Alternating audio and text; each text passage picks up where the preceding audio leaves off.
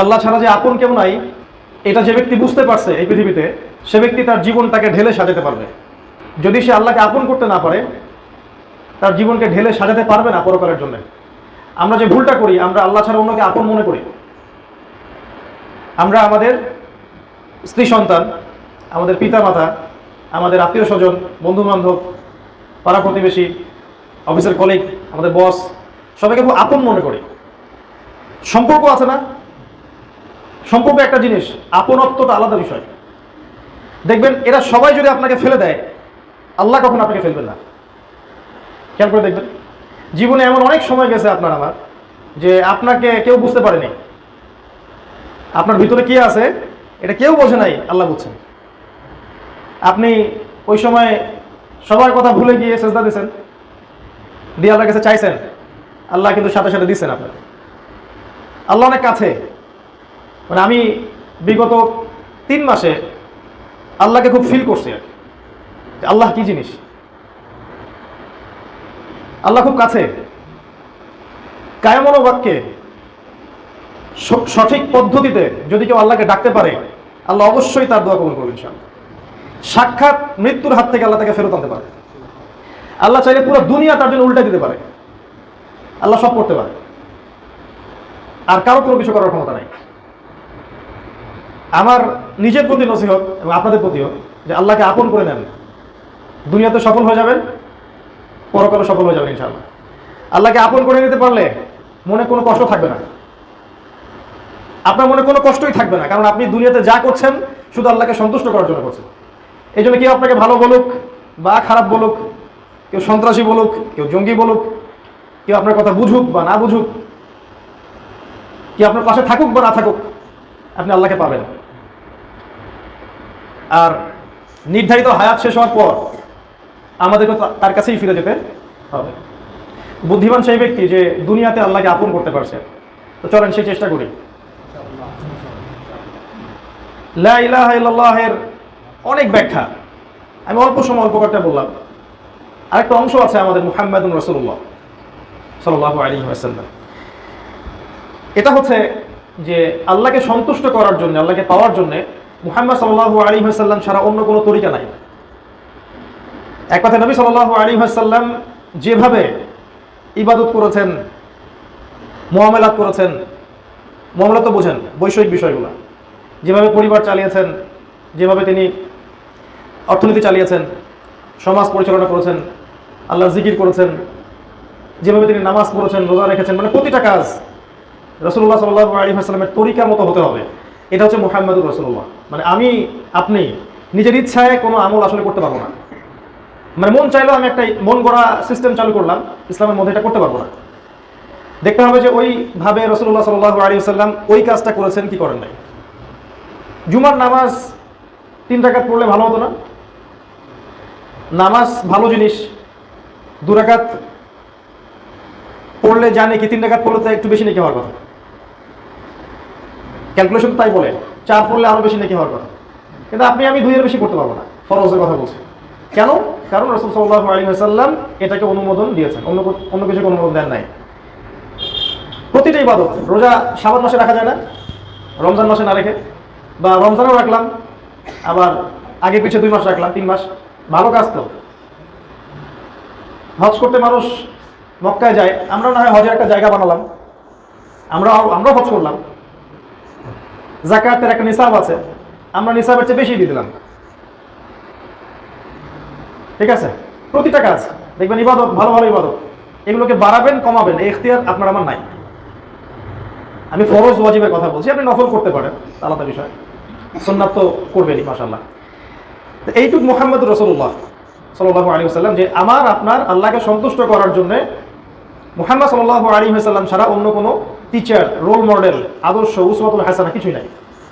হ্যাঁ, কারো কাজ যদি রাসূল সাল্লাল্লাহু আলাইহি ওয়াসাল্লামের সাথে মিলে যায়, যে কারো কথা, যে কারো কাজ, বা যে কারো ইস্তেহার, বা যে কারো ফতোয়া দেখা যায় যে হ্যাঁ রাসূল সাল্লাল্লাহু আলাইহি ওয়াসাল্লাম সাহাবীদের সাথে মিলে যাচ্ছে, নিতে আমার কোনো আপত্তি নাই। কিন্তু যে কারো কথাই যদি রাসূলুল্লাহ সাল্লাল্লাহু আলাইহি ওয়াসাল্লামের সাথে না মিলে, তার সাহাবীদের আমলের সাথে না মিলে, সেটা গ্রহণ করতে আমি বাধ্য না, এবং সেটাকে রিফিউজ করাটাই হচ্ছে ঈমানের পরিচয়। তো প্রত্যেক নবী রাসূল এই দাওয়াতটুকু নিয়ে আসছেন, লা ইলাহা ইল্লাল্লাহ, আর আমাদের জন্য মুহাম্মদুর রাসূলুল্লাহ। ঈসা আলাইহিস সালামের সময় ঈসা আলাইহিস সালামকে নিয়েছিল, তার আগে মুসা আলাইহিস সালামকে নিয়েছিল, আমাদের জন্য এতটুকু। আর এইটা আল্লাহ পাক সূরা জারিয়াতের মধ্যে বলেছেন 56 নম্বর আয়াতে। আল্লাহ বলেন, ওয়ামা খালাকতুল জিন্না ওয়াল ইনসা ইল্লা লিয়াবুদুন, আমি আল্লাহ মানুষকে শুধুমাত্র আমার ইবাদত করার জন্যই সৃষ্টি করেছি, মানুষকে এবং জিনকে। জিনে বিশ্বাস করেন কিনা? আমাদের মডার্ন ওয়ার্ল্ড তো জিনে বিশ্বাস করে না। মেডিকেল সায়েন্সকে গিয়ে বলেন তো জিনে বিশ্বাস করে নাকি? আমাদের যে উন্নত সভ্যতা, যেগুলা যারা বস্তুবাদী জ্ঞানটাকে চূড়ান্ত মনে করে, বাহ্যিক চোখ দিয়ে যে জ্ঞানটা অর্জন করে এটাকে চূড়ান্ত মনে করে, ইন্টারনাল নলেজটাকে তারা অস্বীকার করে, ওহির জ্ঞান এটাকে অস্বীকার করে, যে জ্ঞান আল্লাহর পক্ষ থেকে আসতে পারে, এই কনসেপ্ট ওরা বিশ্বাসী না। কিন্তু ওদের কনসেপ্ট হচ্ছে পরীক্ষা নিরীক্ষা, যুক্তি, দর্শন, বিজ্ঞান, এগুলো দিয়ে যে আপনি অ্যাচিভ করবেন, প্রত্যক্ষ করবেন, প্রমাণ করতে পারবেন, এটাই নলেজ। এর বাইরে তো নলেজ নাই, তাহলে জিন তো প্রমাণ করতে পারবেন না। অতএব জিনের কনসেপ্ট বাদ। ইভেন আপনি তো আল্লাহকেও প্রমাণ করতে পারবেন না। কোথায় আল্লাহ, হাত কেমন আল্লাহ, আল্লাহ কি পা আছে, চেহারা কেমন, এটা তো প্রমাণ করতে পারবেন না ওদের মতে, তাহলে নাই। ওরা জ্ঞান তত্ত্বের এই জায়গায় একটা ভুল করে, ওদের সাথে আমাদের একটা পার্থক্য আছে। আমরা বিশ্বাস করি জ্ঞান আল্লাহর পক্ষ থেকে আসে এবং ওহির জ্ঞানই চূড়ান্ত, শুধুমাত্র বাহ্যিক জ্ঞান সবকিছু না, অভ্যন্তরীণ ইন্টারনাল জ্ঞান আছে। তো যদি দেখা যায় যে আপনি জিনকে অস্বীকার করেন, তাহলে কোরআনে সূরা জিন বলে একটা সূরা আছে, এটাকে অস্বীকার করে ফেলছেন, তাহলে সে কি আর মুসলিম থাকবে? থাকবে না। তাহলে আমাদের আকীদাগুলোকে ঠিক করতে হবে। যেমন লা ইলাহা ইল্লাল্লাহ নিয়ে কিছু কথা বললাম, মুহাম্মদুর রাসূলুল্লাহ নিয়ে কিছু কথা বললাম। তো আল্লাহ বলছেন, আমি জিন এবং মানুষকে শুধুমাত্র আমার ইবাদত করার জন্যই সৃষ্টি করেছি। তাহলে এখানে আমরা কি পাইলাম? আমাদের দুনিয়াতে আসার উদ্দেশ্য কি, কি জন্য আসি দুনিয়ায় বেঁচে? এখনকার তরুণ প্রজন্মকে জিজ্ঞাসা করেন কি জন্য বেঁচে আছে? পলিটিক্যাল পাওয়ারের জন্য, কেউ স্ট্যাটাসের জন্য, কেউ একটা ভালো চাকরি, জীবনে প্রতিষ্ঠিত হওয়ার জন্য, বা একটা ভালো সুন্দরী স্ত্রীর জন্য, বা গার্লফ্রেন্ডের জন্য। যারা পৌরত্বে চলে গেছে ওদেরকে জিজ্ঞাসা করেন আপনারা কি জন্য বেঁচে আছেন দুনিয়ায়, আপনার দুনিয়াতে বেঁচে থাকার উদ্দেশ্য কি? কি অ্যান্সার আসে দেখেন। আমাদের বাচ্চাদেরকে আমরা যারা বড় করতেছি, আমাদের পিতা মাতাদেরকে বলেন যে কি উদ্দেশ্যে বাচ্চাদেরকে বড় করতেছে। আল্লাহ এখানে আমাদের পৃথিবীতে অবস্থান করার উদ্দেশ্য বলছেন, কি জন্য পৃথিবীতে বেঁচে আছি আমরা। ওয়ামা খালাকতুল জিন্না ওয়াল ইনসা ইল্লা লিয়াবুদুন, আমার ইবাদত ছাড়া অন্য কোনো কাজের জন্য আমি তোমাদেরকে সৃষ্টি করিনি। তো এখন সাথে সাথে আক্রমণাত্মক একটা অ্যান্সার চলে আসবে গডলেস ওয়ার্ল্ড থেকে, তাহলে আমরা কি আর হাট বাজার করবো না, তাই না, বিয়ে শাদী করবো না, পড়াশোনা করবো না, সারাদিন খালি নামাজই পড়বো?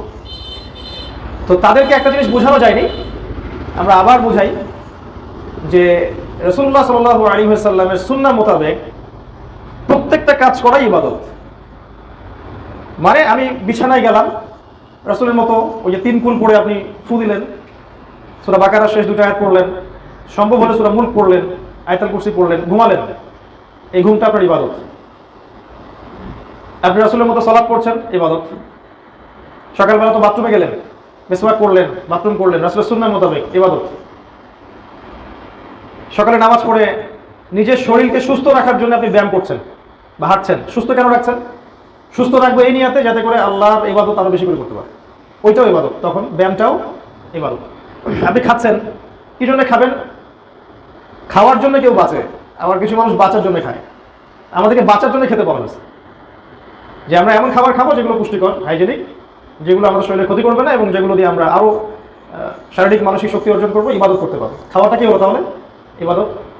আপনি যাচ্ছেন মনে করেন পড়াশোনা করতে স্কুল কলেজে, আপনার পড়াশোনাটা হয় আল্লাহর দিন জানার উদ্দেশ্যে, বা যদি সেকুলার সাবজেক্টেই পড়েন, কিন্তু আপনার উদ্দেশ্য হচ্ছে এই জ্ঞানটা অর্জন করে আমি দিনের খেদমত করব, এটাও ইবাদত। অনেকে বলে ভাই আমি তো কম্পিউটার সায়েন্সে পড়ি, আমি কি পড়াশোনা ছেড়ে দেবো? আপনাকে এটা বলছি ছাড়তে হবে, বরং ওই পড়াশোনাটা আপনি ইসলামের দিকে কাজে লাগান না কেন? তাহলে মুসলিমদের আবার উপকার হচ্ছে, তাই না? প্রযুক্তিগত দিক থেকে কারা আগে গেছে? আমরা না ওরা? আমরা যে পিছায় আছি এটা কি আমাদের জন্য কি কল্যাণকর? আমরা বলছি এগুলো পড়াশোনার দরকার নাই, হারাম, কথা ঠিক আছে? ঠিক নাই, পড়াশোনা করবে। এই পড়াশোনাগুলোকে দিয়ে ইসলামের খেদমত করতে হবে। আমাদের স্বতন্ত্র কোনো অ্যাপস আছে? স্বতন্ত্র কোনো মানে আলাদা কোনো যে ইন্টারনেট প্রযুক্তি যেটার মানে মূল চাবিকাঠি আমাদের হাতে, এরকম আছে? স্বতন্ত্র কোনো ব্যাংকিং সিস্টেম, স্বতন্ত্র কোনো প্রযুক্তি যেটা দিয়ে স্যাটেলাইট ওরা নিয়ন্ত্রণ করছে, আমাদের কোনো প্রযুক্তি স্বতন্ত্র আমাদের শুধু মুসলিমদের থাকলেও কিন্তু খুব কম। এই পিছিয়ে গেলাম কি জন্য? কারণ সায়েন্সের প্রত্যেকটা বিষয় তো আমরা তৈরি করেছি না, প্রতিটা বিষয় কিন্তু আমাদের হাত থেকেই ওরা নিয়েছে।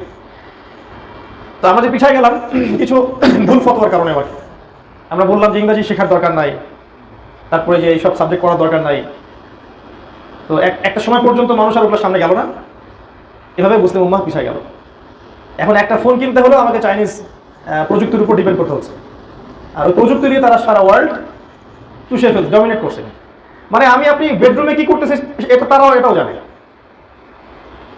বিশ্বাস করতেছেন না?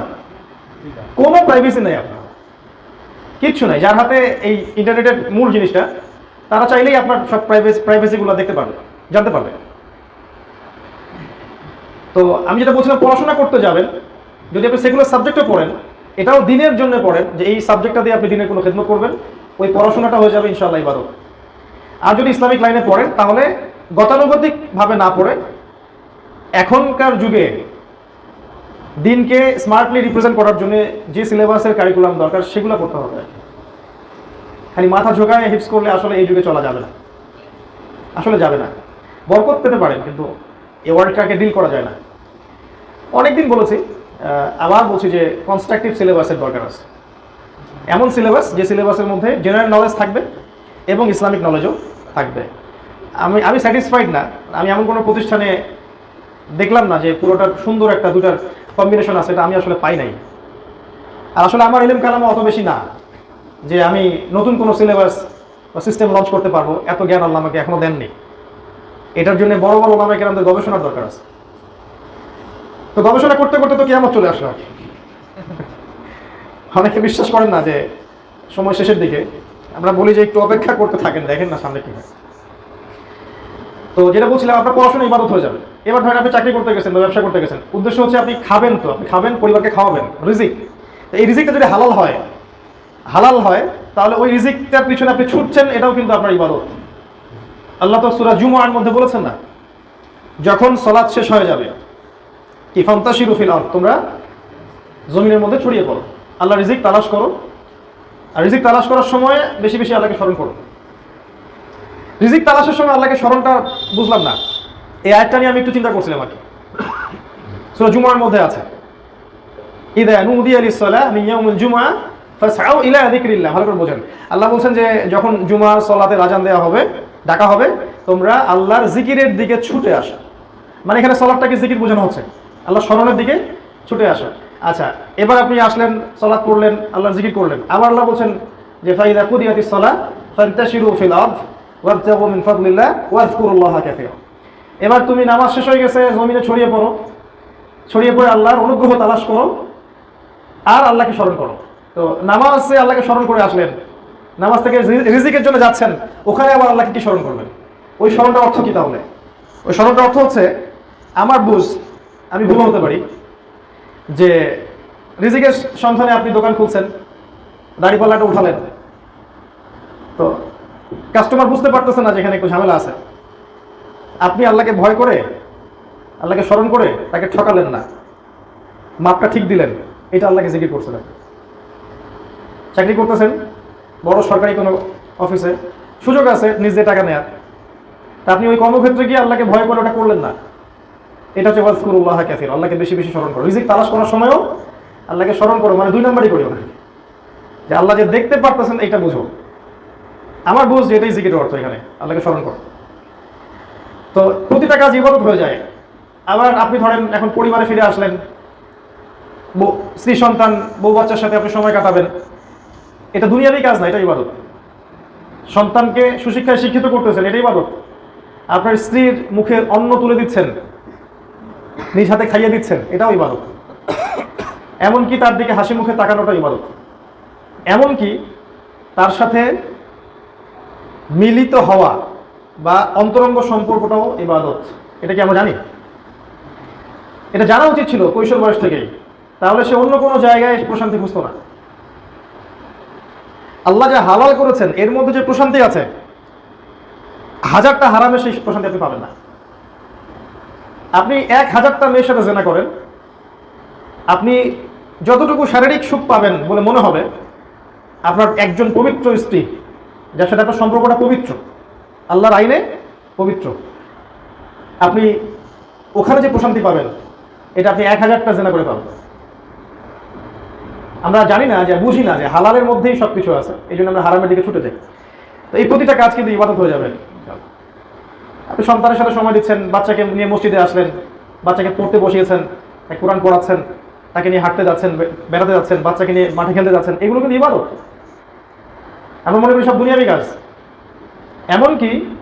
এমনকি আপনি কোনো মুসলিম ভাইয়ের প্রয়োজন পূরণ করছেন, প্রতিবেশীর কিছু লাগলো আপনি দিলেন, বা কাউকে টাকা পয়সা ধার দিলেন, বা একটা মুসলিম ভাইয়ের সাথে হাসি মুখে কথা বললেন, বা চা খেতে বসছেন 5-10 জন মিলে, ওইখানে 2টা দিনের কথা বললেন, সবই ইবাদত। এক কথায় ওই সকাল থেকে নিয়ে রাত পর্যন্ত যতগুলো কাজ আমরা করি, যতগুলো কাজ, আমাদের পড়াশোনা, আমাদের খাওয়া পড়া, আমাদের অর্থনীতি, রাজনীতি, আমাদের এই যে কি বলবো সংস্কৃতি, পরিবার, পারিবারিক বন্ধন, যত কাজ আপনি করেন সারাদিন, যদি প্রতিটা কাজ আল্লাহ এবং তার রাসূলের দেখানো পথে হয়, তাহলে প্রতিটা কাজই ইবাদত। এটাই আল্লাহ বলেছেন, ওয়া মা খালাকতুল জিন্না ওয়াল ইনসা ইল্লা লিয়াবুদুন, আমি শুধুমাত্র আমার ইবাদত করার জন্যই মানুষ এবং জিন জাতিকে সৃষ্টি করেছি। এখন জীবনের শুরু থেকে শেষ পর্যন্ত যদি আমরা আল্লাহর ইবাদতে কাটাতে পারি, তাহলে আমার জন্য সবচেয়ে ভালো হয়। তো কিভাবে করব? আমার কয়েকটা ছোট্ট নাসিহা। যেমন আমাদের জীবনটাকে কয়টা ভাগে ভাগ করেন। আমি একটা বই পড়ছি না, জীবন যেখানে যেমন, পড়ছেন? শুনছেন? আমার প্রশ্ন হচ্ছে, জীবন কোথায় কেমন? উত্তর খুঁজতে হবে। জীবনকে ভাগ করেন, আমার সাথে একটু অঙ্ক করেন। আমি আল্লাহর কাছে দোয়া করতেছি, আল্লাহ যেন আমাকে এবং আপনাদের সবাইকে এই পরিসংখ্যানটা বোঝার তৌফিক দান করেন, এবং ওই অনুযায়ী আমল করার তৌফিক দান করেন, জানা অনুযায়ী আমল করার তৌফিক দান করেন। আমি যা বলছি এর উপরে আমাকেও যেন আমল করার তৌফিক আল্লাহ দান করেন। মনে করেন 60 বছর বাঁচবো, মনে করেন, কথার কথা, আপনি 40 হতে পারে, 50 হতে পারে, 20 হতে পারে। এভারেজ কি এই উম্মার গড় আয়ু কত? এই উম্মার 55, 60, 64, 65, এই তো। এখন দেখেন আপনার জীবনের শেষের 5টা বছর, শেষের 10টা বছর বার্ধক্য, তাই না? চুলদারি সব পাকা, শরীর চাইলেও যায় না। তাহলে আপনার লাস্টের 10 মাইনাস করেন। ওই সময় আপনি যদি মন চায় যে আমি সারা দিন সারা রাত আল্লাহর ইবাদত করবো, সম্ভব না। পারবো? এবার জীবনের শুরুর 10 বছরে আসেন। শুরুর 10 বছরে বোধশক্তি জাগে, ওই সময় মানুষ বুঝে ভালো মন্দ। এখনকার জেনারেশন তো 20 বছরও বোঝে না ভালো থেকে মন্দ, তাই না? আগে একটা যুগ ছিল, মানুষ তাড়াতাড়ি ম্যাচিউর হইতো, এখন সহজে ম্যাচিউর হয় না। পরিবার হতেই দেয় না ম্যাচিউর। পরিবার মনে করে আমার সন্তানটা বড় হয় না, বড় হতে দিচ্ছে না, তো বড় হবে কীভাবে? তো আমি যেটা বলতে চাচ্ছি, প্রথম 10, শেষ 10, এই 10-20 বছর আপনি আসলে আপনার লাইফের মধ্যে নাই, ডিপেন্ডেন্সি আছে অন্যের উপরে। মূল জীবনটা হয় সাধারণত 20 থেকে 40 বা 50, 20 থেকে 40 বা 50। এটা আপনার মানে যৌবন এবং পৌরত্বের জায়গাটা, প্রজ্ঞা, বিচক্ষণতা, রক্তের তেজ, ভালো মন্দ বোঝার ক্ষমতা, শারীরিক শক্তি, মানসিক শক্তি, সব এইটুকু সময়ের মধ্যে বেশি থাকে। এই জীবনটাকে যদি ভাগ করেন, আপনি দেখবেন শৈশবকাল, কৈশোর, যৌবন আর বার্ধক্য। শৈশবটা এমন হওয়া উচিত যে শৈশবে আমাদের বাচ্চারা, আমাদের তো এখন শৈশব নাই, আমরা বাদ দিলাম, আমাদের বাচ্চাদের কথা বলতেছে। শৈশবে আমাদের বাচ্চারা যেন তাওহীদটা শিখে ফেলায়। তাওহীদ কি জিনিস, ঠিক আছে, ইসলামের বেসিক জিনিসগুলো কি কি, কোরআন তিলাওয়াত করার জন্য শিখে ফেলে, হিফজ যেন কমপ্লিট করে ফেলে, আরবি ব্যাকরণের যে নাহু সরফের কিতাবগুলো আছে এগুলো যেন পড়ে শেষ করে ফেলে, ভালো স্কুলে যেন পড়ে, সেখানে ইংরেজি শেখে, ম্যাথামেটিক্স শেখে, ভালো ভালো সাবজেক্ট শেখে, ল্যাঙ্গুয়েজ শেখে। ল্যাঙ্গুয়েজ শিখতে কোনো সমস্যা নাই। এই সময়টুকুতে যেন ওরা বিশুদ্ধ ভাষা শিখে এবং বিশুদ্ধ খাবার খায়, ফিজিক্যালি যেন স্ট্রংলি গড়ে ওঠে। এই সময় যেন তারা মাঠে খেলে, গ্রামে নিয়ে যান, খেলান, পরিবেশের সাথে মিশান, ভালো প্যারেন্টিং যেন তারা পায়, ভালো খাবার, ভালো পড়াশোনা, ভালো টিচিং ফ্রেম এবং ভালো ওস্তাদ, ভালো পরিবেশ, ভালো পরিবার। সে যেন দেখে বাবা মার মধ্যে সম্পর্ক সুন্দর, পরিবারের মধ্যে। এরকম করে বাচ্চাদের শৈশবটা গড়ে তোলেন। সে করে পানি না দিলে আপনি কখনো ফল পাবেন না। এই 10-15 বছর বাচ্চার পিছনে মেহনত করেন।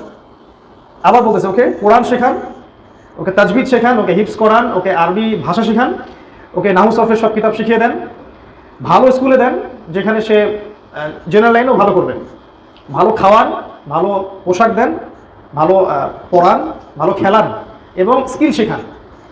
যেমন ওকে আপনি জুডো শেখান, তাইকোন্ডো শেখান, সাঁতার শেখান, মানে যেগুলো স্কিল মানুষের ফিজিক্যাল মেন্টাল স্কিল ডেভেলপ করে এগুলো করান একদম 14-15 বছর পর্যন্ত। শৈশবটা সুন্দর হবে না?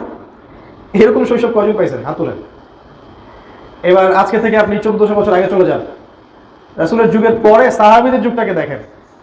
সাহাবায়ে কেরামের একটা বাচ্চা 10-12 বছরে কোরআন হিফজ হয়ে গেছে, হয় নাই?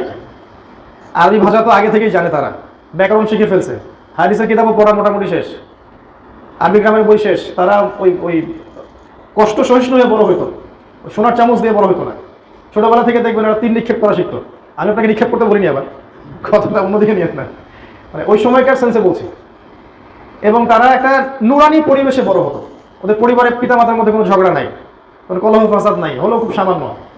হ্যাঁ, তাদের তাদের তাদের তারা দেখে না যে তাদের বোনরা বেপর্দা, তারা দেখতো না তাদের মা বেপর্দা, তারা দেখতো না তাদের বাসায় ডিভাইস দিয়ে ভর্তি, সারাদিন ফোন আর গেমস আর ল্যাপটপস ইন্টারনেট, এগুলো তারা দেখতো না। স্মার্টফোন এডিকশন, এটা তারা দেখতো না। তারা দেখতো না যে বাবা আর মা শুয়ে শুয়ে অপসংস্কৃতি দেখতেছে। ওই যুগের বাচ্চাদের দিকে তাকান, আর এই যে আমি যেটা বললাম যে শৈশবটা করা উচিত, এর মধ্যে একটা বিশাল পার্থক্য আছে না? সফল কিন্তু ওই যুগের জেনারেশনটা। আমরা সফল হতে হলে আমাদেরকে শৈশবটা কাজে লাগাতে হবে। আমরা যেহেতু পাই নাই সেই শৈশব, সেক্ষেত্রে আমাদের সন্তানরা যেন এই শৈশবটা পায়, এটা নিশ্চিত করতে হবে আমাদেরকে। ইনশাআল্লাহ এটা পারবেন তো? ইনশাআল্লাহ। এরপরে আপনি কৈশোরে যাবেন। শৈশবে এরকম নিউট্রিশন পাওয়া একটা ছেলে যখন কৈশোরে আসবে, তখন সে তো আরও অনেক কিছু করতে পারবে। এবার সে দেখবেন ইসলামের বড় বড় কিতাবগুলো পড়ে শেষ করে ফেলছে, মৌলিক কিতাবগুলো পড়া শেষ, ভালো কিছু ডিগ্রি সার্টিফিকেট অর্জন করে ফেলছে, আরও স্কিলফুল হয়েছে, আরও ট্রেন্ড আপ হয়েছে, ফিজিক্যালি, মেন্টালি, এডুকেশনালি, প্রত্যেকটা দিক থেকে সে মাশাআল্লাহ অনেক আত্মদমা। আর এখনকার এই জেনারেশনের দিকে তাকান আপনি, এই জেনারেশনের শৈশবগুলো দেখেন আর কৈশোরগুলো দেখেন। এই জেনারেশনের শৈশবে তারা ফাস্টফুড খাচ্ছে, ওই A for apple, B for ball, এগুলোই পড়তেছে, কোরআন হাদিসে তো খুব একটা ধার ধারতেছে না। তারপরে পরিবারের কাঠামো ওরা ভালো পাচ্ছে না, বিনোদন পাচ্ছে না, ওরা ভালো নিউট্রিশন পাচ্ছে না, খেলতে পারছে না, গৃহবন্দী হয়ে বড় হচ্ছে, বুয়ার কাছে বড় হচ্ছে, তাই না, হাউস সিটারের কাছে বড় হচ্ছে। এরা ইসলামের বুনিয়াদী শিক্ষাগুলো শৈশবে পাচ্ছে না, এদেরকে বাবা মসজিদে নিয়ে আসতেছে না, মেয়েটাকে মা ছোটবেলা থেকেই পর্দার দিকে নিয়ে আসছে না। এখনকার জেনারেশনগুলো দেখেন, এই জন্য দেখবেন এরা খুবই ক্রেজি। এখনকার জেনারেশন খুব ক্রেজি, কিন্তু মানে মাথায় অত ধারণ ক্ষমতা নাই। এবং অল্প ছোট ছোট বাচ্চারা দেখবেন জিনায় লিপ্ত হচ্ছে, মাদক খাচ্ছে, আবার দেখবেন যে সুইসাইডও করছে, আত্মহত্যা করছে। এটা কারণ হচ্ছে শৈশব কৈশোরটা ঠিক মতো নিউট্রিশন হয় নাই। তো জীবন যেখানে যেমন, মানে কি আপনার শৈশব কৈশোর আমাদেরটা ঠিক থাকা উচিত ছিল, মানে যেটা আমাদের হয়নি, আমাদের সন্তানদের অ্যাটলিস্ট যেন হয়। আমরা এখন কোথায় আছি তাহলে? ওই 3 নম্বর স্টেজে আছে, ওই আপনার 20 থেকে 40 এই স্টেজের মধ্যে আমরা আছি। এই স্টেজে গিয়ে আপনি যদি চান যে আমি ওই সাহাবায়ে কেরাম রাদিয়াল্লাহু আনহু ওদের জেনারেশনের যৌবনের মতো যৌবন কাটাবো, তাহলে প্রথমত আমি বলবো ভুল হবে। কারণ তাদের যে নিউট্রিশন ছিল এই যে ছোট থেকে শৈশব এবং কৈশোর, এই শৈশব কৈশোর দুইটা লেভেল আপনি পান নাই, দুইটা লেভেল কিন্তু আপনি পান নাই। ওই দুইটা লেভেলের যে ট্রেনিং এটা আপনি পান নাই, যেটা আব্দুল্লাহ বিন ওমর রাদিয়াল্লাহু আনহু পাইছেন, তাই না? এটা কিন্তু আপনি পাই নাই। তাহলে কি আমরা কি হতাশ হয়ে যাব? না, হতাশ হব না, উচ্চাভিলাষীও হব না। যেহেতু এখন আপনি 20 বছর পরে হেদায়েত পাইছেন, 20 বছরের পরে, হয়তো 25-এ, কেউ 30-এ, কেউ 40-এ, এরকম আমাদের ব্যাপার। আগের দিন খুব একটা বুঝতাম না, নামাজও ঠিক মতো পড়তাম না হয়তো বা, তাই না? ব্যাপারটা তো এরকম এখনকার জেনারেশন। তো এখন কি করবেন? এখন কি লাভ দিয়ে মানে আত্মঘাতী কোনো কাজ করতে বসবেন? না। এখন প্রথমত যে কাজটা করতে হবে আপনাকে, এখন আপনি একটা রেসে যাচ্ছেন, আপনি আমি একটা রেসে যাচ্ছি, রেসে আমি অলরেডি দুইটা লেভেল মিস করে ফেলছি, তা আমার স্পিডটা একটু বেশি হবে, এটাই স্বাভাবিক। তো কীভাবে স্টার্ট করবে? আমি বলবো প্রথমত ওকে ওই এডুকেশন থেকে স্টার্ট করতে হবে। আপনি হয় জেনারেল লাইনে পড়েন, না হলে মাদ্রাসা লাইনে পড়েন। এই তো মাদ্রাসা লাইনে যদি পড়ে থাকে, তাহলে মাদ্রাসা লাইনের এই সিলেবাসের সাথে আপনাকে জেনারেল লাইনের সিলেবাসের ভালো ভালো সাবজেক্টগুলো আয়ত্ত করতে হবে। এই আয়ত্ত করতে আপনি হয়তো নতুন করে কোনো জায়গায় বসতে পারবেন না বা ভর্তি হতে পারবেন না, বিভিন্ন কোর্সের মাধ্যমে আপনাকে এটা আয়ত্ত করতে হবে। যারা মাদ্রাসা লাইনের স্টুডেন্ট তাদেরকে বলছি, মাদ্রাসার বইগুলোর পাশাপাশি জেনারেল লাইনের যে, যেমন এই যে আপনার কি বলবো, ইংরেজি, তারপরে আপনার ইতিহাস, অর্থনীতি, বিশ্ব রাজনীতি, এই সাবজেক্টগুলো পড়তে হবে যারা মাদ্রাসার ছাত্র তাদেরকে বলছে। যদি আপনি না পড়েন তাহলে আপনার এই একমুখী জ্ঞান দিয়ে খুব একটা উম্মার খেদমত করা সম্ভব না এই যুগে। আর যারা জেনারেল লাইনে পড়ছি তাদেরকে যেটা করতে হবে, জেনারেল লাইনে পড়ার পাশাপাশি ইসলামিক বেসিক সাবজেক্টগুলো পড়তে হবে এখন থেকে। যেমন কোরআন তেলাওয়াত, আরবি ভাষা শেখা, ভালো ভালো তাফসীর পড়া, ওস্তাদদের সোহবতে থাকা, যদি সম্ভব হয় ওই সব মাদ্রাসায় ভর্তি হওয়া যেখানে জেনারেল লাইনে পড়েও ইসলামিক পড়াশোনা করার সুযোগ আছে। এরকম মাদ্রাসা কিন্তু ঢাকায় অনেক আছে। এছাড়া কোনো অপশনই নেই আপনার কাছে, কারণ আপনি নতুন করে আবার মাদ্রাসায় ভর্তি হতে পারবেন না। আর যদি এটাও করতে না পারেন তাহলে বিষয়ভিত্তিক ভালো ভালো বই নেন, কোরআনের তাফসীর নেন, হাদিসের বইগুলো কেনেন, ইতিহাসের বই কেনেন, আপনি ফিকহের বই কেনেন, অর্থনীতির বই কিনেন, বিশ্ব রাজনীতির বই কিনেন, এগুলো কিনে বাসায় একটা সমৃদ্ধ লাইব্রেরি করেন, নিয়মিত পড়াশোনা করেন। এটা ছাড়া আর কোনো অপশন আমার জানা নাই। তবে মুসিবত এই টাইপের মানুষদেরকে নিয়ে একটু বেশি হয় আবার, কারণ অল্প কয়েকদিন পড়াশোনা করার পরে তারা মনে করে যে আমি অনেক জেনে ফেলছি, তখন তারাও ফতোয়া দেওয়া শুরু করে বেশি। মুশকিলটা তখন এখানেই হয়। তো এটা করতে না গিয়ে যদি আপনি জ্ঞান অর্জনের জন্য পড়তে চান, আমি বলবো যেটা খুব ভালো পজিটিভ একটা বিষয়। এইটুক সময়ই আপনার আমার হায়াত, এই যে 20 থেকে 40 বা 50। তো প্রথমে পড়াশোনা, তারপরে এই পড়াশোনা অনুযায়ী আমল করতে হবে। আল্লাহ পাক যেন আমাকে এবং আপনাকে সবাইকে তৌফিক দান করেন। এই সময়টুকুর মধ্যে কিন্তু আপনি বিয়ে শাদী করবেন। বিয়ে শাদী করলে আমি বলবো যে অবশ্যই এমন কাউকে বিয়ে করেন যে আপনাকে আল্লাহ পর্যন্ত পৌঁছায় দিতে পারে, বা আল্লাহকে পাওয়ার এই যে মিশন, এখানে আপনাকে সহযোগিতা করবে। এটা পাওয়া খুবই খুবই খুবই ডিফিকাল্ট। সেজদায় পড়ে আল্লাহর কাছে দোয়া করতে হয়, প্রচুর দোয়া করতে হয়, আল্লাহর উপর সম্পূর্ণ ছেড়ে দিতে হবে। আল্লাহ, ওই রকম কোনো জীবন সঙ্গিনী আপনি আমার জীবনে মিলাই দিয়েন যে আমাকে আপনার পর্যন্ত পৌঁছার এই যে মিশন, এই মিশনে আমাকে সহযোগিতা করবে। যারা পেয়েছে তারা প্রচণ্ড সৌভাগ্যবান এই পৃথিবীতে, যারা পায়নি ওদের চেয়ে দুর্ভাগ্য এই পৃথিবীতে আসলে কারো নাই। এই জায়গায় যদি ভুল করেন বা আল্লাহওয়ালা দিনদার কাউকে পাশে না পান, আপনার পুরো জীবনটা জাহান্নাম হয়ে যাবে, বিশ্বাস করেন। আর যদি এমন কাউকে পান যে মাশাআল্লাহ আয়েশা রাদিয়াল্লাহু আনহার মতো, খাদিজা রাদিয়াল্লাহু আনহার মতো আপনাকে ব্যাকআপ দিচ্ছে, সাপোর্ট দিচ্ছে, আপনার জীবনটা হয়ে যাবে জান্নাত। আলহামদুলিল্লাহ, এই জায়গায় বলতে পারি যে আলহামদুলিল্লাহ আল্লাহ পাক আমাকে জান্নাতে রাখছে। এবং যার কিছু প্রমাণ আপনারা দেখছেন অনলাইনে। আমি কারোর মধ্যে কোনো ডিফার করতে চাই না। এক একজনের মর্যাদা এক এক রকম থাকে। মায়ের মর্যাদা, মায়ের প্রতি ভালোবাসা, বোনের মর্যাদা, বোনের প্রতি ভালোবাসা, স্ত্রীর মর্যাদা, তার প্রতি ভালোবাসা, কন্যা সন্তানের মর্যাদা, তার প্রতি ভালোবাসা, এগুলো কি পার্থক্য করার বিষয়? যদি কেউ বলে যে তুমি তোমার বোনকে মায়ের চেয়ে বেশি ভালোবাসো, এই ব্যক্তিকে কি বলবেন আপনি? মাকে ভালোবাসি তার জায়গায়, সর্বোচ্চ জায়গায়, বোনকে স্নেহ করি তার জায়গায়, সর্বোচ্চ জায়গায়। ঠিক একই ব্যাপার আপনার মেয়ের ক্ষেত্রে, আপনার স্ত্রীর ক্ষেত্রে। ডিফার করতে চাচ্ছি না, বাট আমি বলবো যে আল্লাহ রাব্বুল আলামিন আলহামদুলিল্লাহ ইন্ডিভিজুয়ালি আমাকে এই নিয়ামতটা দিয়ে ধন্য করছেন যে আল্লাহ পাক আমাকে এমন জীবন সঙ্গী দিয়েছেন আলহামদুলিল্লাহ, যারা আমাকে আল্লাহর পথে চলতে, এগিয়ে যেতে সাহায্য করে। আলহামদুলিল্লাহ, এই জায়গায় কখনো ভুল করেন না, ইস্তেখারা করেন, আল্লাহর কাছে চেয়ে নেন। কখনো সম্পত্তি দেখতে যায় না, কখনো রূপ সৌন্দর্য দেখতে যায় না, কখনো বংশকে সবচেয়ে বেশি প্রাধান্য দিয়ে না। যদি 3টা ভালো থাকে আলহামদুলিল্লাহ, 3টা যদি নাও থাকে, 2টা থাকে বা 1টা থাকে, আপনি দিনদারিতাকে প্রাধান্য দেন, আর কিছু দেখেন না, ইনশাআল্লাহ আপনি জিতবেন। আর যদি অন্য কিছুকে প্রাধান্য দেন, আপনি হেরে যাবেন। এই জায়গায় আমাদেরকে ভুল করা যাবে না। আমি যুবকদের এই কথাটা এই জন্য বলছি যে বহুত পরিবার এখন এরকম প্রবলেমসের মধ্যে সাফার করে। এই জন্য আমি এই টিপসটা দিচ্ছি যে কখনো দিনদারিতা ছাড়া অন্য কোনো কিছু দেখবেন না। আপনি দিনদারিতাকে প্রাধান্য দেন, আল্লাহ পাক অন্য দিক থেকে আপনাকে দিয়ে দিবেন ইনশাআল্লাহ, দেখবেন। আর একটা বিষয় হচ্ছে, শয়তান খুব প্রচণ্ডভাবে লেগে থাকবে পরিবারের মধ্যে ফাটল সৃষ্টি করার জন্য। এবং আপনার স্ত্রী, আপনার সন্তান, আপনার পিতামাতা, ভাই বোন, এদের মধ্যে একটা দূরত্ব সৃষ্টি করার শয়তান সবসময় বেশি চেষ্টা করবে। কারণ সে জানে যে পরিবার যদি ভেঙে ফেলা যায় তাহলে আপনি আর আগাতে পারবেন না। যে মানুষটা পারিবারিক জীবনে সুখী না, সে কখনো দিনের কাজ করতে পারবে না। এটা বিশ্বাস করেন? পারিবারিক জীবনে যে ব্যক্তি সুখী না, তার দ্বারা কোনো কাজই সম্ভব না। আর তার ভিতরে অলওয়েজ টেনশন। যদি পরিবারের সদস্যরা এমন হয় যে প্রত্যেকে আপনাকে খালি দুনিয়ার দিকে ঠেলে, তাহলে আপনি নিজের ভালো নিজে বুঝে নেন। এখনকার ম্যাক্সিমাম পরিবার এরকম, খালি দুনিয়া আর দুনিয়া। মানে ছেলেরা হচ্ছে এখন টাকার মেশিন, আর প্রয়োজন পূরণ করার মেশিন। মায়ের প্রয়োজন পূরণ করো, বোনেরটা পূরণ করো, স্ত্রীরটা করো, সন্তানেরটা করো, অমুকেরটা করো, তমুকেরটা করো, নিজেরা আল্লাহকে ডাকার সময় থাকে না, তাই না? এরকম হচ্ছে না? চাচ্ছেন আপনি আল্লাহকে ডাকবেন, অনেক বেশি ইবাদত করবেন, পারতেছেন না। এরকম যদি হয় বস্তুবাদী পরিবার, তাহলে নিজের ভালো বুঝে নেন, নিজের ভালো বুঝে নেন। এই সময়টাতে আমরা আর যা করি উপার্জন, একবার বলেছি যদি আবার টাচ দিচ্ছি, যে উপার্জনে খেয়াল রাখি যাতে কোনো রকমের হারামের সংস্পর্শে না যান।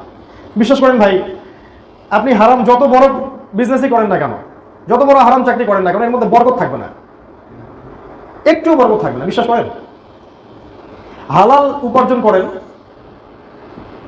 মাসে 10,000 পাচ্ছেন, 20,000 পাচ্ছেন, আপনার 20,000-এ দেখবেন আল্লাহ পাক 40,000-এর বরকত দিবেন সব।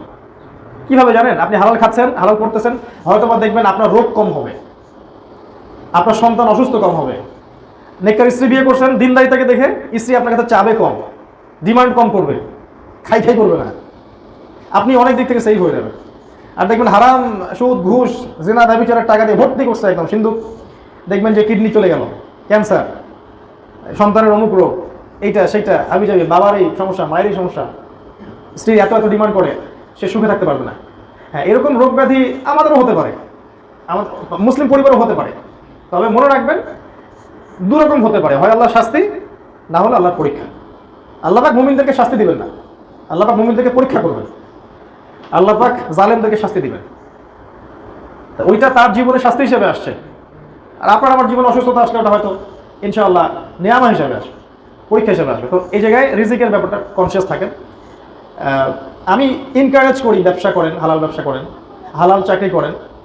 আমি এনকারেজ করি যে রাষ্ট্রীয় ভালো ভালো পদে থাকেন, সেখানে সততার সাথে কাজ করেন, দেখবেন দেশের জন্য কল্যাণকর হবে।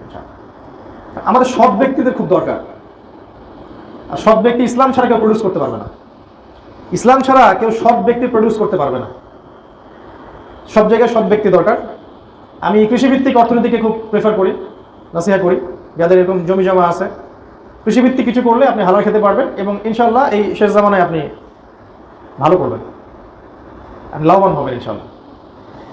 এই যে 20 থেকে 40 সেকেন্ড আর কি করবো, কি বললাম? পড়াশোনা করব, আমল করব, মাশাআল্লাহ দিনদার বিয়ে শাদী করবেন, দিনদার মেয়েকে, হালাল রিজিকের পিছনে ছুটবেন, সাধ্য মতো আল্লাহর দিনের দাওয়াত দিতে হবে, সাধ্য মতো আল্লাহর দিনের দাওয়াত দিতে হবে। দাওয়াতটা চরমপন্থায় যাবে না, দাওয়াতটা শৈথল্যবাদী অবস্থাতে থাকবে না। ব্যাপারটা বুঝছেন? দাওয়াতটা হচ্ছে মার কাট দাওয়াত না, আবার সবই ঠিক গোলালো মার্কা দাওয়াত না, মধ্যমপন্থী দাওয়াত, যেটাকে আল্লাহ পাক কোরআনে কি বলেছেন? কাযালিকা জাআলনাকুম উম্মাতান ওয়াসাতা, তোমাদেরকে বানিয়েছি মধ্যমপন্থী উম্মাহ। তা'মুরুনা বিল মা'রুফ, তোমরা সৎ কাজের আদেশ করবে, অসৎ কাজে নিষেধ করবে। আমাদের দেশের মানুষ কোরআনই পড়তে জানে না, তাকে যদি আসলে বড় বড় বিষয়গুলো বোঝানো হয়, এটাও এক প্রকারের আমাদের আসলে মানে কাজটা ঠিক হচ্ছে না, আমার কাছে মনে হয় আর কি। মানে দেখা গেল অনেক কঠিন কিছু লেকচার দিয়ে ফেললাম, আসলে যাদের সামনে দিলাম তারা কোরআনই পড়তে জানে না, বা হয়তো নামাজও ঠিক মতো পড়তেছে না, ইসলামের বেসিক জিনিসই বোঝে না। এটা আমাদের ব্যর্থতা, এটা ইসলামের ব্যর্থতা না। অন্য কান্ট্রিতে আপনি গিয়ে হাইথটের কথাগুলো বলে তারা রিসিভ করতে পারে, বাংলাদেশের মানুষ বেশিরভাগ অনেক সময় পারে না। কেন? মানে আমরা পারতেছি না কেন? কারণ আমাদের বেসিক পড়াশোনা অনেকটা গ্যাপ আছে, এই জন্য ওইগুলো ধরতে পারতেছে না। এই জন্য আমাদেরকে আবার ওই শুরু থেকেই শুরু করা দরকার। তাওহীদ থেকে শুরু করেন, দাওয়া দেয়া, সুন্নাহ লাইফস্টাইল, কোরআনের দিকে মানুষকে নিয়ে আসা, সুন্নতের দিকে নিয়ে আসা, নামাজের দিকে নিয়ে আসা, আমর বিল মারুফ নাহি আনিল মুনকারের কাজ করা, এভাবে দাওয়াতি কাজ আপনি সাধ্যমতো করুন। এই দাওয়াতি কাজের জন্য স্কলার, মানে অনেক বড় স্কলার হওয়ার কোনো প্রয়োজন আমি দেখি না। অনেক বড় স্কলার হয়েই দাওয়াতি কাজ করতে হবে এমনটা শর্ত আসলে কোথাও নাই। মানে যতটুকু দিচ্ছি এটা সম্পর্কে আমার ভালো ধারণা আছে কিনা, এটা হচ্ছে মূল কথা। ধরেন আপনি সালাতের দাওয়াত দিচ্ছেন, এই নামাজ সম্পর্কে আপনার পূর্ণাঙ্গ ধারণা থাকলে আপনি নামাজের দাওয়াত দিতে পারেন। আপনি যাকাতের দাওয়াত দিচ্ছেন, আপনি কোরআন তেলাওয়াত মানুষকে শেখাবেন, কোরআনের দিকে ডাকার দাওয়াত দিচ্ছেন, তো এই বিষয়গুলো সম্পর্কে আপনার যদি ভালো ধারণা থাকে তা আপনি একটু দাওয়াত দিতেই পারেন।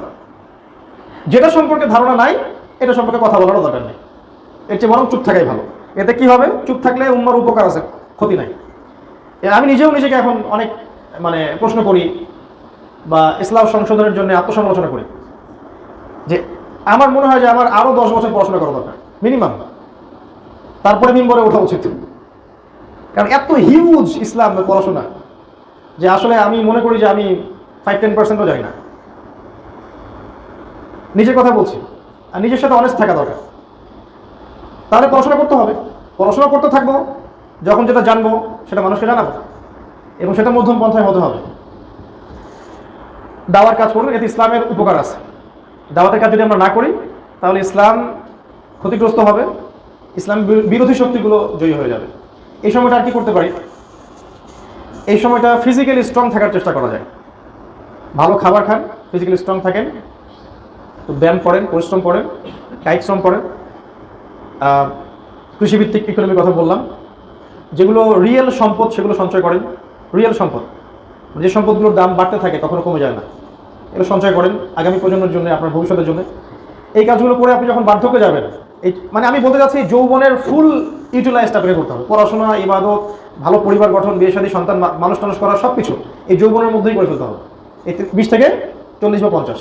এরপরে যে বার্ধক্যের বয়সটা থাকবে এটা কেমন হবে জানেন? আমি একটা বই পড়েছি, নামটা এখন মনে করতে পারতেছি না, যে যৌবনকালে যার অ্যাটিটিউড যেমন থাকে আল্লাহ পাক তার বার্ধক্যটা ঠিক ওই রকম করে দেন। খেয়াল করে দেখবেন, যৌবনকালে খুব পাপী ছিল, দেখুন বুড়া বয়সে কেউ জেনা করতেছে, দেখেন নাই জিনিসগুলো? যৌবনকালে সারাদিন এই যে মুভি টুভি হাবিজাবি দেখে সময়টা নষ্ট করতো, তাস খেলতো, জুয়া খেলতো, স্মাগলিং করতো, মাদক নিত, বার্ধক্যে গিয়েও সে এটা ছাড়তে পারেনি। আর খুব কম মানুষ দেখা যায় বার্ধক্যে হেদায়েত পেয়ে যায়। 1 কিলো দিয়ে আসলো, মনে করলো যে আমি হেদায়েত পেয়ে গেছি, মাশাআল্লাহ, আমার সবগুলো মাফ। আগে যে সারা জীবন সুখ খেলেন এবং অনেক মানুষের রক্ত চুষে খেয়েছেন, তো আপনি আপনারটা না হয় বুঝলাম যে আল্লাহ মাফ করে দেবেন, অন্য মানুষের যে হক, অনেক মানুষের যে আবার টাকা পয়সা মেরে খাইছেন, দেন নাই, এটা কি হবে? বোনের জমিটা তো ফেরত দেন নাই, পাগড়ি পড়লে, দাড়ি টুপি জুব্বা পড়লেই তো সব হয়ে যায় না। আগের বিষয়গুলো ক্লিয়ারিফাই করতে হবে না? ঋণ পরিশোধ করতে হবে, অন্যের হক শোধ করতে হবে, অন্যের কাছে অন্য কিছু পেয়ে থাকলে ওটা ফেরত দিতে হবে, এমনকি কাউকে কষ্ট দিয়ে থাকলে মাফ নিতে হবে। তারপরে ক্লিয়ারিফাই হতে হবে, পরিশুদ্ধ হতে হবে, পিউরিফাই হবেন, তার আগে না। নিজের সাথে জড়িত পাপ, মানুষের সাথে জড়িত পাপ, দুইটা পাপ হয়, মানে সরি, আল্লাহর সাথে জড়িত পাপ আর মানুষের সাথে জড়িত পাপ। যদি আল্লাহর সাথে জড়িত পাপ হয়ে থাকে আল্লাহ চাইলেই ক্ষমা করতে পারেন। মানুষের সাথে জড়িত পাপ হলে মানুষের কাছেই মাফ নিতে হয় বা পরিশোধ করে দিতে হবে। তো আমি বলছিলাম যে বার্ধক্যটা এমন হয় সাধারণত যৌবনটা যেমন হয়, যৌবনটা যদি আমরা ইসলামের সর্বোচ্চ প্রয়োগ করতে পারেন বার্ধক্য ভালো হবে ইনশাল্লাহ। আপনি সুস্থ থাকবেন, রোগ ব্যাধি ইনশাল্লাহ আমাদের কম হবে ইনশাল্লাহ। দেখবেন ওই বয়সেও আপনি ছুটতে পারেন। আমি অনেক স্কলারকে দেখেছি যে 70+ বয়স হয়ে গেছে, এখনো তার মানে প্রাণপণ দাওয়াতি কাজে ছুটে বেড়ায়, এইখানে মসজিদে বয়ান করতেছে, ওইখানে চিল্লা দিচ্ছে, ওইখানেই করতেছে, থেমে থাকতে পারে না, কারণ যৌবনের ট্রেনিংটা ওরকম ছিল। অনেকে তো এক দেশ থেকে আরেক দেশ সফর করে বেড়াচ্ছে।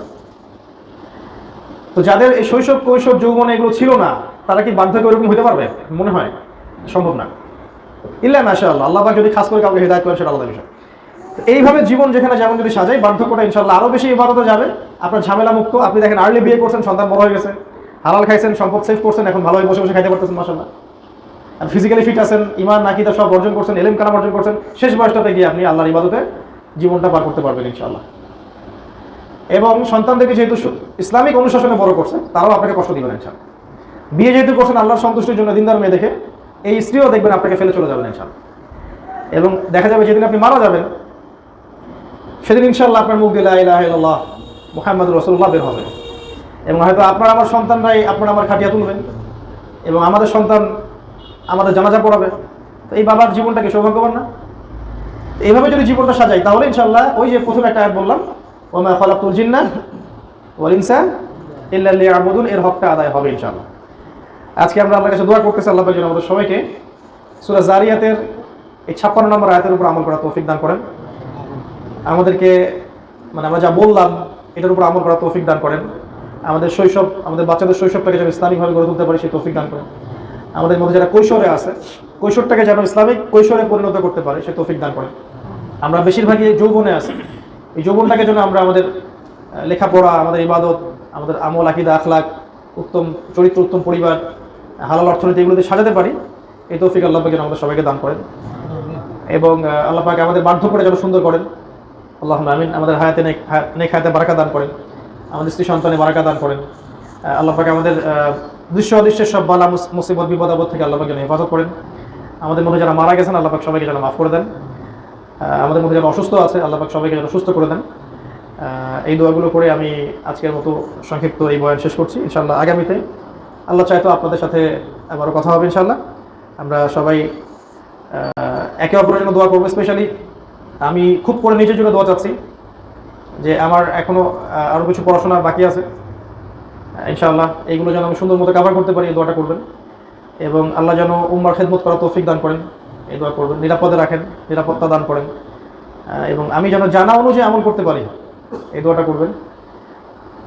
আগামী দিনে যেন আমরা উম্মার কল্যাণে আমাদের সাধ্যমতো চেষ্টা করতে পারি, যাতে আমাদের মুসলিম উম্মা, আমাদের দেশ, আমাদের জাতি, আমাদের সব কিছু যেন খায়ের পায়, আমাদের কাছে কল্যাণ পায়, অকল্যাণ না পায়। আল্লাহ পাক যেন আমাদেরকে তৌফিক দান করেন। আগে